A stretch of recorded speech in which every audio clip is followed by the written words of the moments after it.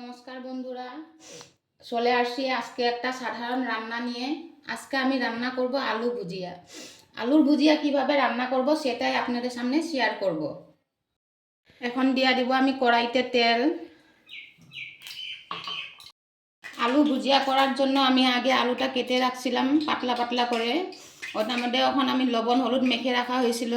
এখন আমি সুন্দর করে ভেজে নিব। লবণ হলুদ মেখে রাখলে আলুটার জল বেরিয়ে যায়, সেখন ভাজাটা ভালো হয়। তার জন্য আমি আগের থেকে লবণ হলুদ মেখে রাখছিলাম। এখন আমি দিয়ে দিব কড়াইতে।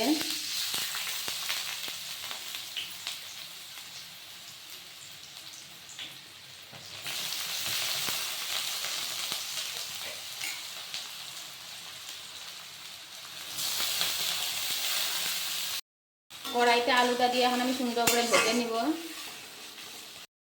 এই যে আপনাদের সামনে রেডি আলুর ভুজিয়া। ভালো লাগলে লাইক কমেন্ট শেয়ার করবেন। আপনারা বাড়িতে এরকম করে রান্না করে দেখতে পারেন। চলে আসবো আবার একটা রেসিপি নিয়ে।